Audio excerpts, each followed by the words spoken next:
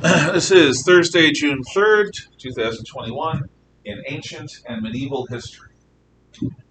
We talked last time about church controversies, religious, theological, so forth. Do make sure your notes are out. And today, we're going to talk about one of the tangible signs of the religion of the Middle Ages, the great cathedrals. Now, a cathedral is not merely a church. A cathedral is an expression of the central idea of Western civilization in the Middle Ages. Western civilization in the Middle Ages is not called Christendom for nothing. The Christian faith is at the heart of everything. You're born, you get baptized, records happen. You get married, the church keeps records. You die, the church buries you. You are involved with the church, and the church is involved with your life in every possible way. And the difficulties around you are explained by the fact that God did not create this world to be a paradise. This world is often considered to be a vale of tears, a place where the soul is placed or put through ordeals so that a person can have the opportunity to sacrifice for the good, to make good choices. So Christians don't believe this world is supposed to be a place of happiness all the time. In fact, quite often, it's supposed to be a place of suffering. And your ability to deal with that suffering without being tainted by it, seduced by it, or destroyed by it is part of the way that you pursue life in a way that hopefully will bring you towards heaven. David?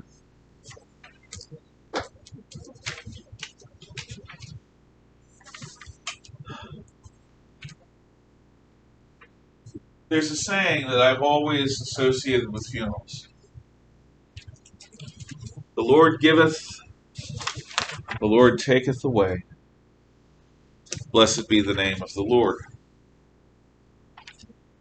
The idea is when somebody that you love dies, if you can possibly do this, be grateful for your time together and not resentful because it's over. And that's a hard one. Grief is a powerful emotion. So, what the people of the Middle Ages are doing with cathedrals is they are creating buildings that are houses of worship, the center of a regional community, but also an expression of their gratitude and love and faith in God. A cathedral is not merely a church. There are chapels, which are little tiny churches. There are churches, which are big enough to handle a town. But a cathedral is usually a bishop's seat or a cardinal's seat, the place where they run the diocese or the archdiocese. A cathedral is often something that becomes the pride of the city. In Lewiston, Maine, Milltown, in the middle of nowhere, Maine, French workers came from Quebec to get jobs in the American mills. And with their meager savings, they contributed to the building of a cathedral in Lewiston. A beautiful church surrounded by the slums that the factory workers lived in. But it was their church. They chose to take their money and give it to God. In the Middle Ages, you have the same choice being made. So a cathedral is the kind of building that people really think about and really care about, and that makes a big difference in terms of the community and how it looks at itself. So it's not just a place to go pray. Architecturally, cathedrals are different. Here we have side views of two very different styles of architecture as relates to churches. The Romanesque church, which is on the left, and you can see it very well. You can move if you want to. The Romanesque church, which is on the left, is a big building, tall, several stories tall. And it's got a roof, if you need a roof, otherwise it's just a set of walls and you're living in a big hole. You need a roof. Roofs are heavy. Roofs have to keep snow off, rain off. They have to stand up in wind. So a degree of strength needs to be there supporting the roof. Otherwise, you're basically building a giant trap to kill people. They're going to go into the cathedral and scamam. Well, that happened. Buildings collapsed. Some of them were cathedrals. People went in and the architects made mistakes. I don't mind you sitting together as long as it's not a distraction. What the Romanesque church does is it supports the roof with thick walls, like fortress walls, walls several feet thick made of stone. And these thick walls, these fortress-like walls, these walls several feet thick made of stone, carry the weight of the roof, carry the structure of the building, and have little tiny windows. Because when the walls are supporting your roof, you can't have big or even medium-sized windows. All you can have is little tiny windows that let in the light. But that's it. Romanesque churches were glorious in their own way, but they were heavy. They had this impression of clunkiness and weight. And it felt more like being in a fortress than being in a house of worship. So people said. So people wrote. So, in the High Middle Ages, a new type of architecture is developed. It's not Romanesque, it's Gothic. You still have the problem of the roof. You always have the problem of the roof. Even a modular home like this has to find a way to support the roof. And what it does is there's structure inside the walls and it supports the roof. I've been in these that have pillars in them. Those are obnoxious. I like having the open space that this room has. But it's open space because the walls have enough structure and the roofs are built in such a way that the weight of the snow in wintertime is well supported without us having to worry about scroing, which is the official word for getting crushed by your roof. How are you going to support the roofs? Well, what they come up with is something called a flying buttress. Now, on the diagram here, these little structures are the flying buttresses. They are under the roof, and they extend out beyond the roof into open space. And really, when I'm doing something like this, you may want to move over a couple of seats just so you can see. So the flying buttresses are going to be built on top of or connected to a series of freestanding pillars. And these freestanding pillars are the things that are going to be supporting the weight of the roof. The flying buttress connects the roof to the pillars in such a way that the downward force of the heavy roof is transmitted through the flying buttress to the ground. So the pillars support the flying buttresses, which support the roof. Now these flying buttresses, let's look at it from the side. Here you got the roof of the cathedral. And you've got the walls.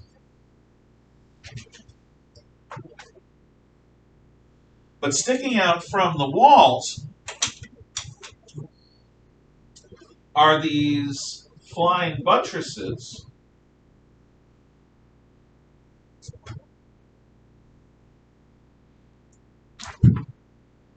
that are connected to freestanding pillars. These freestanding pillars are separate from the church. They're not a part of its structure. They're not a part of its walls. They're just out there in the yard, holding up the roof.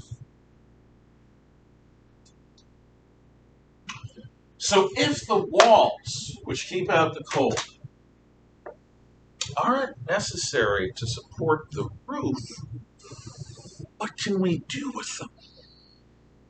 The answer is, in these walls, we can have immense windows that are going to let in the light.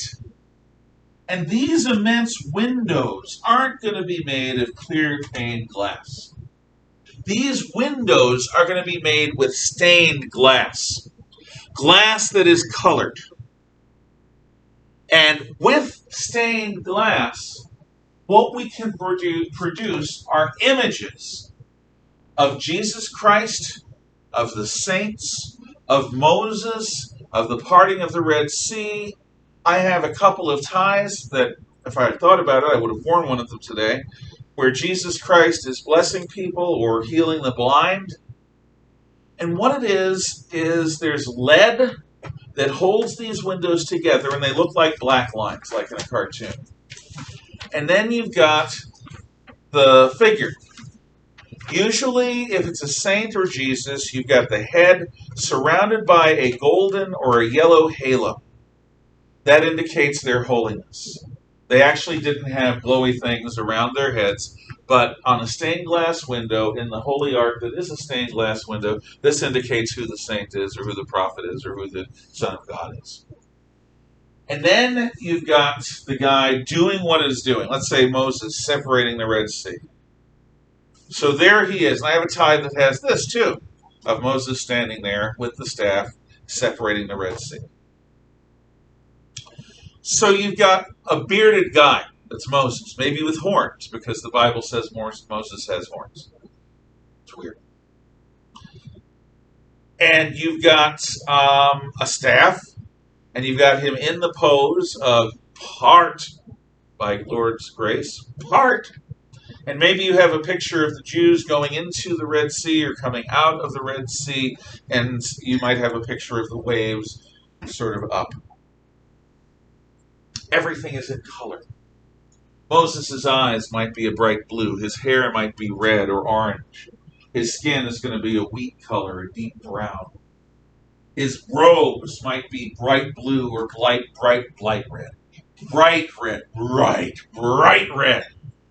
He's got sandals on. He's got feet, toenails, the whole 9 yards. And you see all the color of the sea, the different shades of blue that make up the water, maybe the white caps. What's all of this about? All of this is about a visual mode of storytelling. You know what modern form of storytelling comes out of stained glass windows? Can you guess? It's a product you buy, yeah? Well, movies to an extent come from it because movies are storyboarded, yes?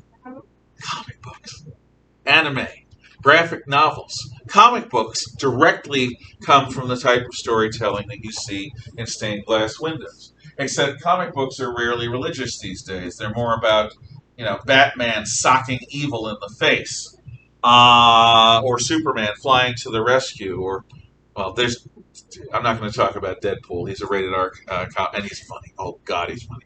Anyway, it's a visual mode of storytelling.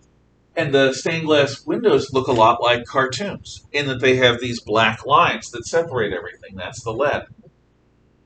So you walk into a cathedral, and if you've never done this, you should. You owe it to yourself to find a church with stained glass windows or a cathedral, something built in the Gothic style.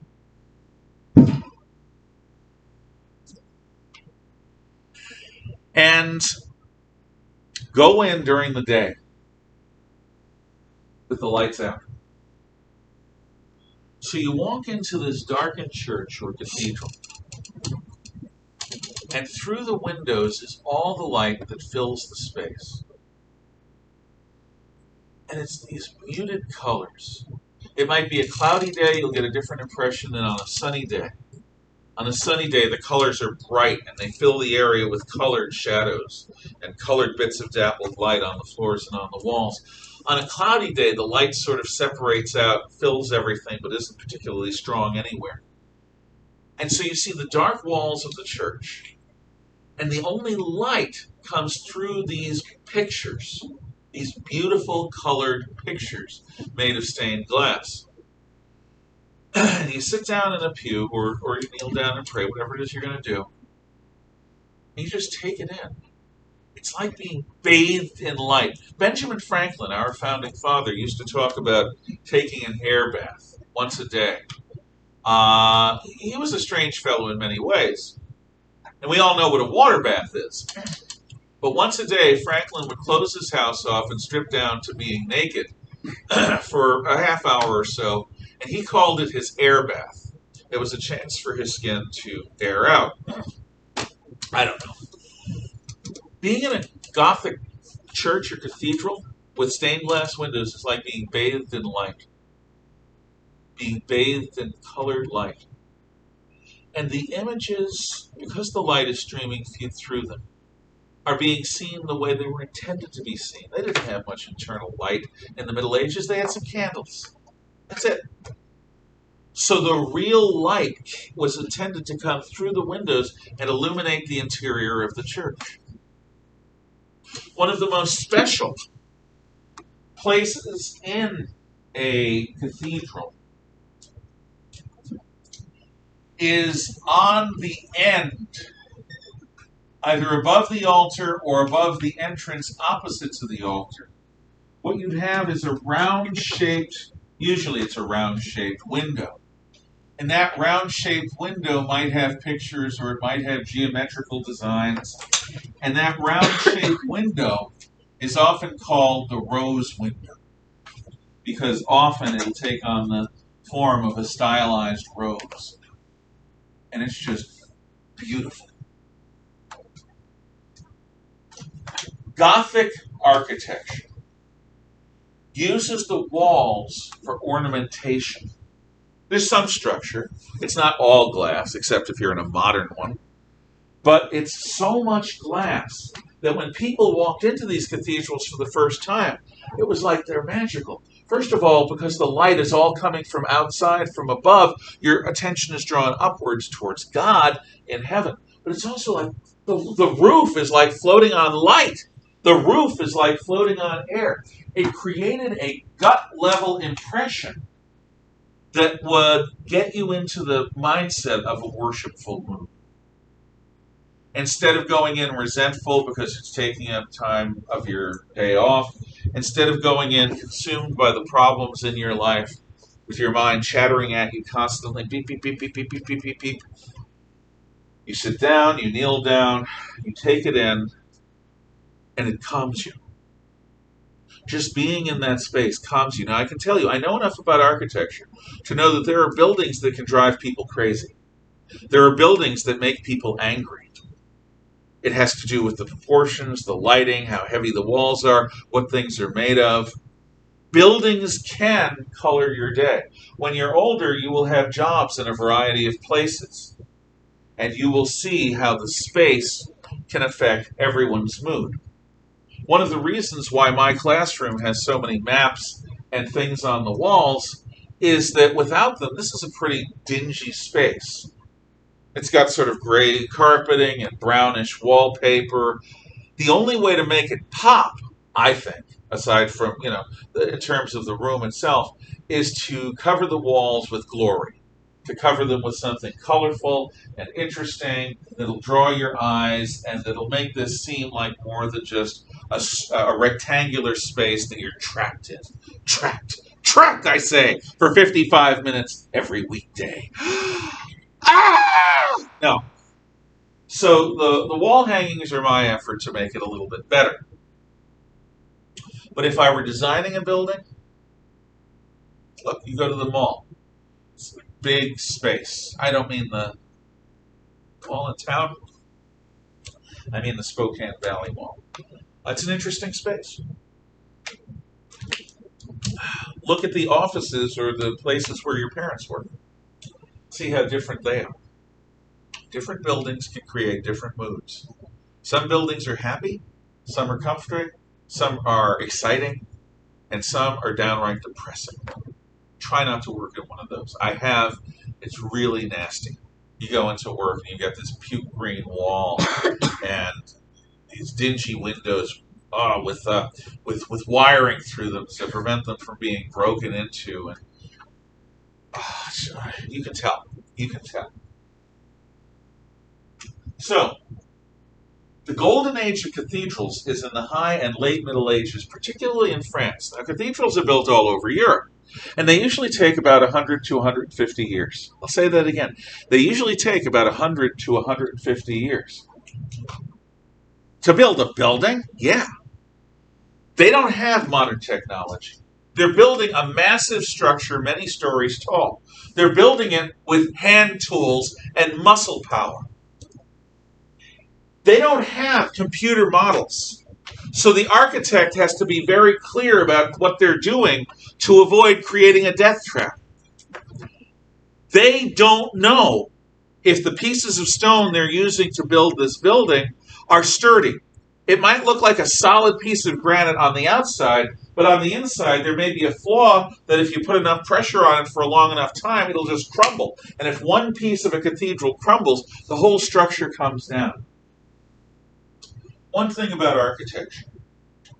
Architecture is often used to reflect society. So if you ever want to understand a dictatorship, picture it like a pyramid in Egypt. In a pyramid, everyone has the same job except the capstone. Everyone's job is to support the capstone. There's not much difference between the stones at the outer edge of the pyramid, on the side, and along the middle of a side, and deep inside. They all serve the same purpose, to support the capstone. That is a dictatorship. There you are, supporting the dictator. You're a subject. You are under the capstone, which is the shiny leader, the beloved leader. Everyone has the same job to serve the leader. A cathedral represents a democratic society, a republic like ours. Because in a cathedral, you've got so many different types of stone and materials that go to make up it. You've got the wood roof. You've got the rose window. You've got the flying buttresses. You've got the columns. You've got the walls. You've got the many different types of stained glass. You've got the lead holding the stained glass together. You've got the altar. You've got the pews. So in a cathedral, instead of just being a stone that's there to support the dictator, to support the capstone, what you do is a unique function, a distinct function, different from every other function in the cathedral. We, I hope, live in a cathedral where different people do very different jobs. And yes, we all support the structure, hopefully, together. But we do it with elegance, we do it with individuality, we do it in different ways.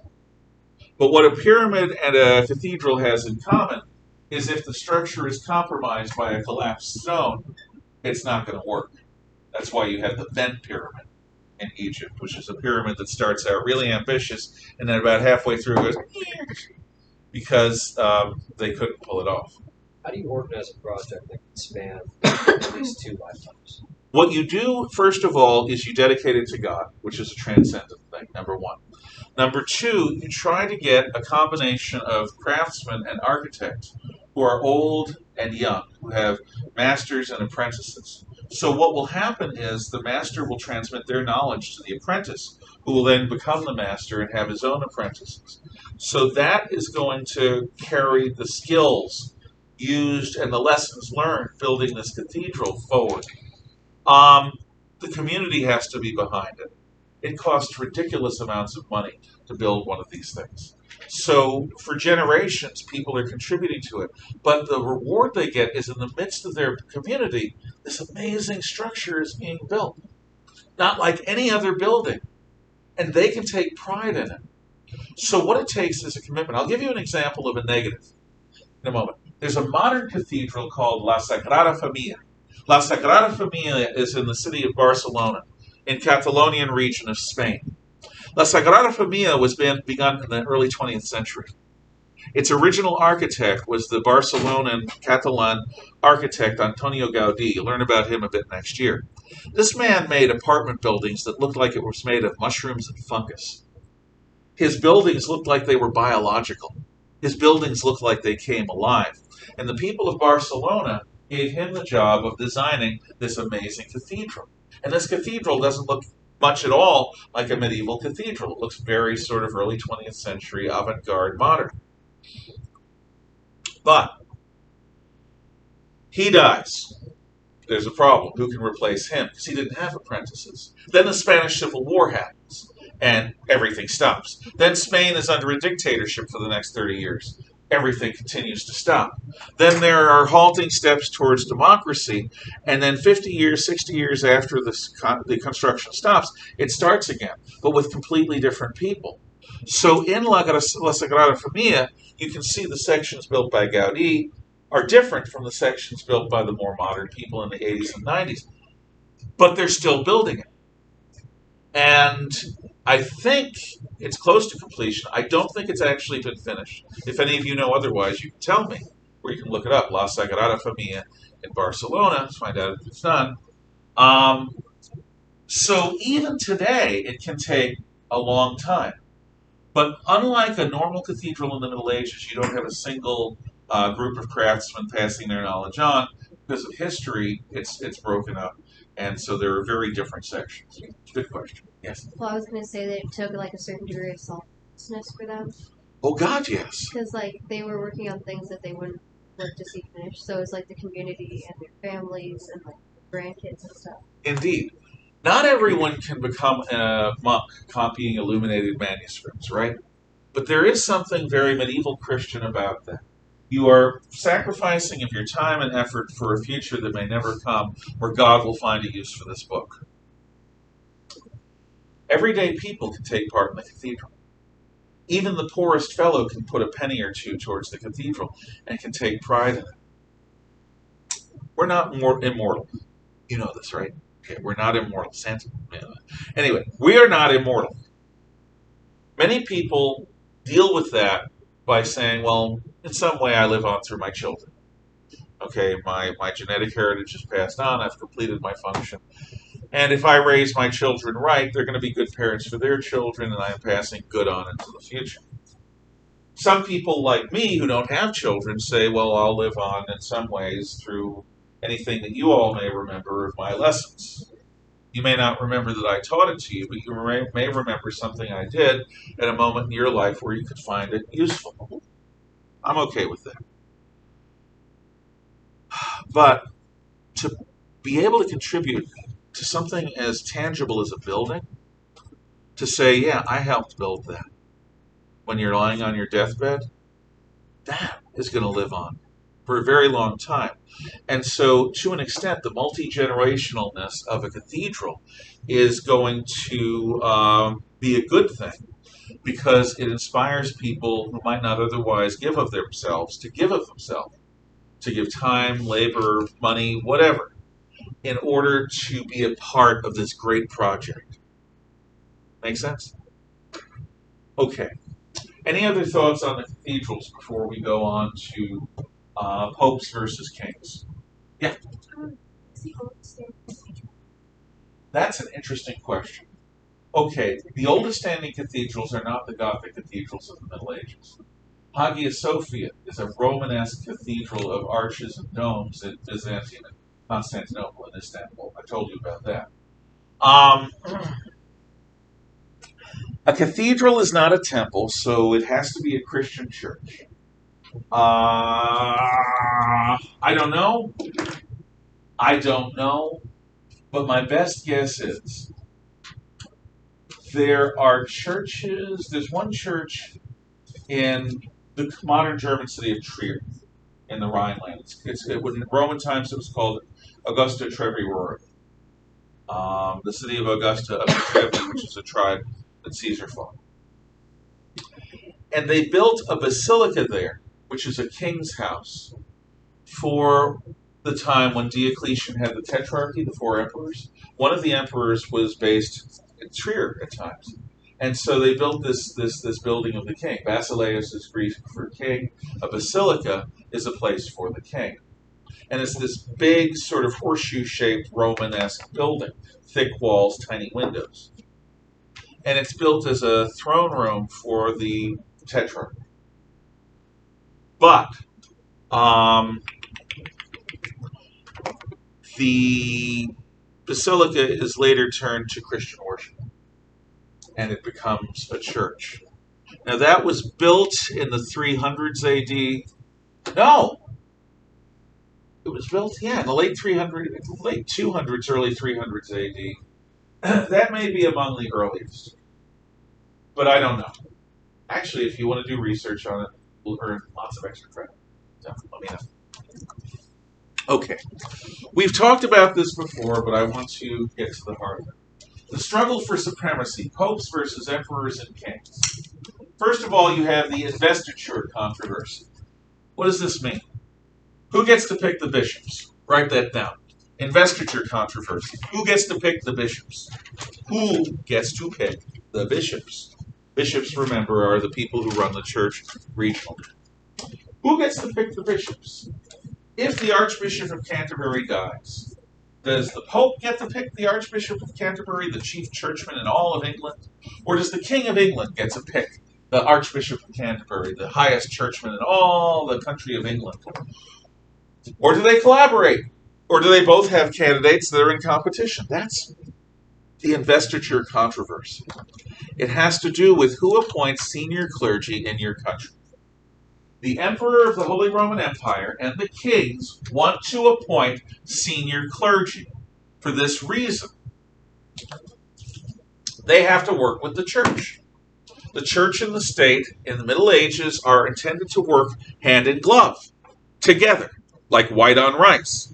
As a result of that, if the king is saddled with a bunch of senior clergy, of bishops and others, who are not his friends, who are actively trying to undermine him, that could cost him his throne. He could actually lose his throne, get overthrown. King John almost has this happen. So it's important for the kings to control, or at least influence, who's going to become the senior clergy. However, the popes say this is a church office. This is a very important church office. We are not going to let some crony of the king become the leading churchman in an entire important region of Europe. We are going to pick. Ultimately, what happens is there is a compromise where most of the time there is some consultation between Pope and King before a candidate is arrived on that they both can live with. Sometimes they each appoint rival candidates. Sometimes one appoints the king or the pope, and the other has to suck it up and deal for a while. But it is a constant point of tension. It's a constant point of tension. I'm trying to think of an example. Okay. Let's say you buy a franchise for a restaurant. What would be a good restaurant to have a franchise for? McDonald's, Burger King, Wendy's, Rogers. What? Anyone suggest one to me? Popeyes. Popeyes. I've never eaten at Popeyes. The steak. It's a big mistake. Okay. The Popeyes, as I understand, is very spicy. I have to be really careful about the spices I eat. That's why. But okay. Maybe Jack in the Box? Yeah, Jack in the Box is a franchise. Yeah, they're good. They're sort of West Coast. Although one of the first hamburgers I ever had out was Jack in the Box. I remember my mom and dad taking, this is how young I was, because my dad left when I was 3. My mom and dad took me in the car to eat Jack in the Box in the parking lot. It was so cool. Okay, we'll say Popeyes, though, because you got there first. I want to buy a Popeyes. So I spend the money. I go to Chicken University or whatever they call it. I learn how to run a Popeyes. And at first, I'm going to run the store because it's my own baby. It's my own business. Fine. If I'm successful, I'll have good managers. I'll have good employees. And eventually, after a few years, I'll be able to step back from the business a little bit and let it run itself. So I want to appoint a new manager. I'm going to be the owner. That new person is going to be the manager. However, what if the Popeyes company wants to appoint the manager? It's my franchise. I bought it. But it's their restaurant chain. Their name is on the door. Their name is on the building. Who gets to appoint the general manager? I'll give you a hint. In our society, the owner does. But the owner has to then send that manager for training, I believe, with the company. I know this is true for McDonald's. You have to go to Hamburger University. That's what they call it. No joke. I had a couple of friends go to Hamburger University. One of them made really good money with McDonald's. He ended up owning a franchise. Uh, where did you graduate from? Hamburger U. That's a lot of work. It's not easy to graduate from believe it or not. So that is the closest thing I could think of to the investiture controversy. Whether the owner or whether the company would choose senior management. And I think you can see both sides of it. Popeyes doesn't want some slacker Joe who happens to be buddies with the owner running their brand into the ground, having a dirty restaurant that gives them a bad name. On the other hand, the owner doesn't want to give control of his business to a stranger or to somebody who isn't loyal to him. Loyalty does count in life and in business. If somebody gives you an opportunity, you should be loyal to them. But if the company hires you, you're loyal to the company, not the owner. That would be a problem. So, what the popes say about their supremacy is this. God gave the pope a special role. He is the vicar of Christ on earth. God gave to St. Peter the keys to heaven. In the New Testament, it is said to Peter, Jesus, the risen Christ, says to Peter, what you will allow on earth will be allowed in heaven. What you forbid on earth will be forbidden in heaven. In other words, St. Peter has the keys to heaven. What the church decides is right is okay. What the church decides is wrong is not okay, because the church is inspired by the Holy Spirit of God. And particularly, God works through the Bishop of Rome, the Pope, the Vicar of Christ. So the popes claim a unique relationship to God. As such, do you, an average person, even if you have a crown on your head, do you want to contest God's judgment? Do you want to claim that you have a similar relationship to God that the Pope has? The popes say no, of course you don't, because that would be a lie. So, the popes claim supremacy. In the Holy Roman Empire, there is a faction that supports the Pope over the Emperor. They're called Guelphs. Guelphs. It's like something you see out of a fantasy novel. Who are you? I'm a Guelph. The Guelphs support the papal claim. Pope Gregory VII promulgates doctrine that says that since the kings kneel before priests and bishops when they are coronated, that is a sign that the kings are under the church who is under God. That the kings owe the church some degree of loyalty, and that the church should therefore have the right to regulate and override certain royal decisions. In other words, what Gregory and Innocent are arguing is that the kings are going to be judged by the church and the popes. And if the church and the popes don't like what the kings are doing, the kings actually might be punished or replaced. Kings who believe God put them in charge of their country are not happy about this. But there are times when the popes push this claim. Now you may think, I don't know what you think of that, but let me explain the good side of it. The good side of it is that Christianity, though it doesn't always live up to its ideals, is basically oriented towards goodness towards people. Brotherhood of man, charity, that stuff. If your kings are suddenly under church authority of some kind, then the lousy things they do to win power, fighting wars, oppressing people, burning peasants out of their homes, stuff like that might be less common. The church might keep the harshness of the kings in check. So there's an argument. Now, at Canossa, Pope Innocent III has the ultimate victory over the emperor.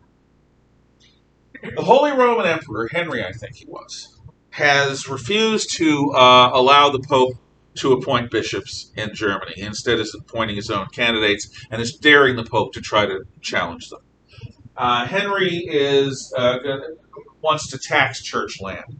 Henry wants churchmen to be judged in royal courts if they're accused of a crime. And the Pope says, enough of this. Henry, Emperor of the Romans, you are excommunicated. You are excommunicated. You are no longer considered to be a friend of the church. You are banned from the church. And everyone's holy oath to obey you is now in question. No one in the Holy Roman Empire can get baptized, can get married, can get buried with last rites. No one in the Holy Roman Empire is going to be able to benefit from church services. So suddenly, everyone in Greater Germany, Switzerland, and Italy is stuck without being able to do things they need to do. You can't decide, oh, Uncle Joe, you can't die right now. We can't have last rites for you because the Pope and the Emperor are arguing. Oh, Julie and Tom, you can't get married. I know you're really in love and you've been waiting to get married. You've been doing the right thing, but you got to wait until the Pope and the Emperor make up. Think about how annoying that is.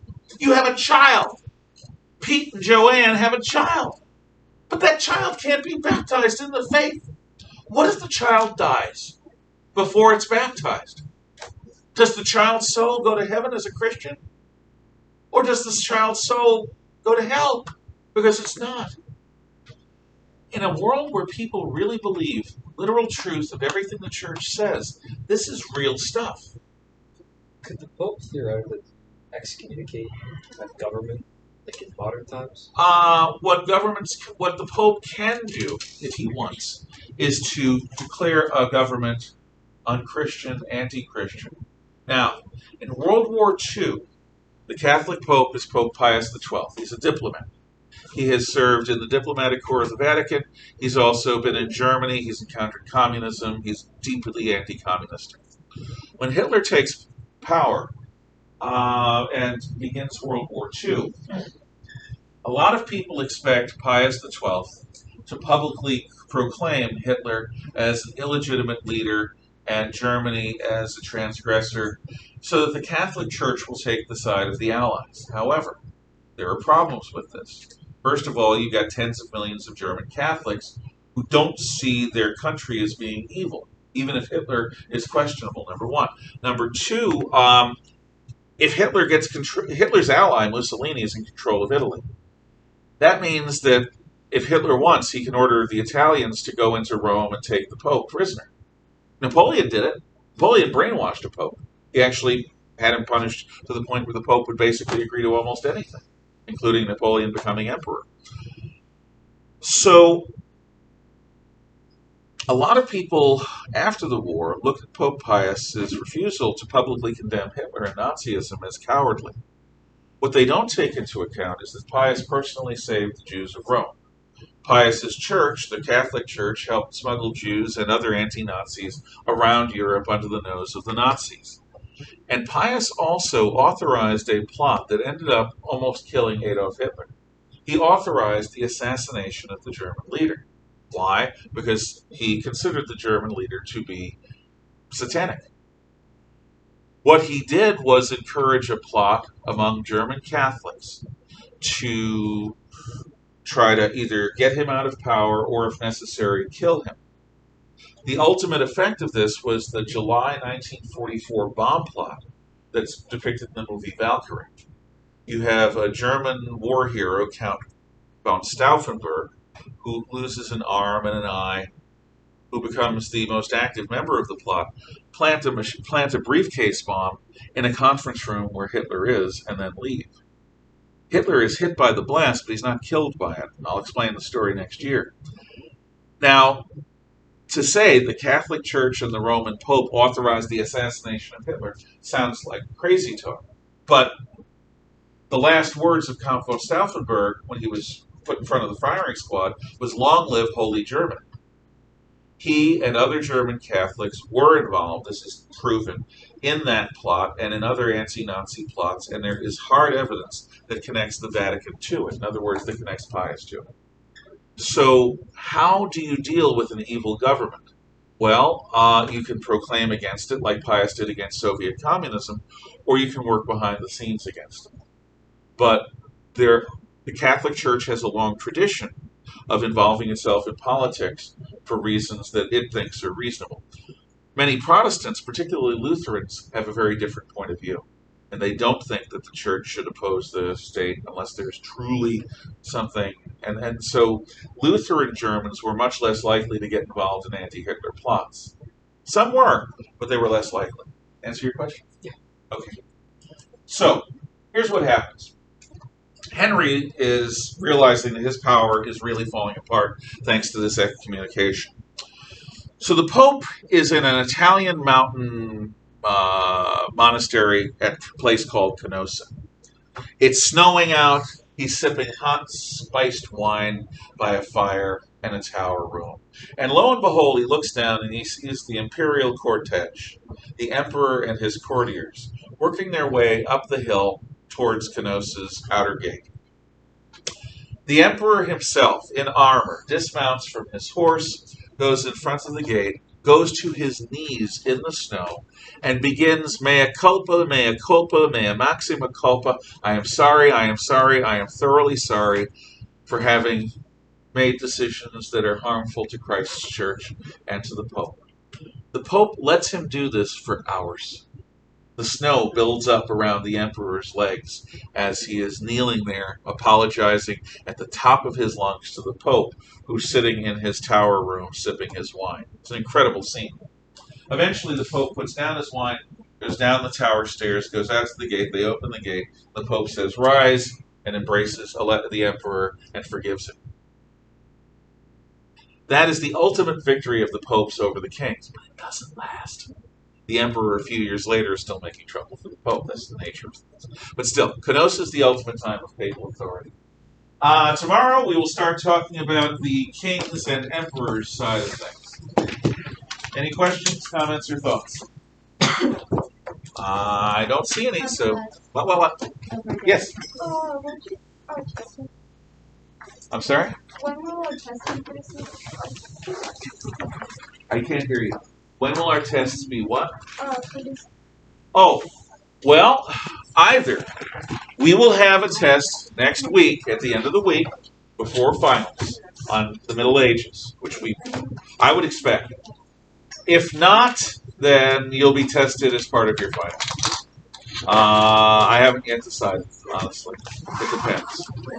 But if you study your lecture notes and the homework you did, you should be fine.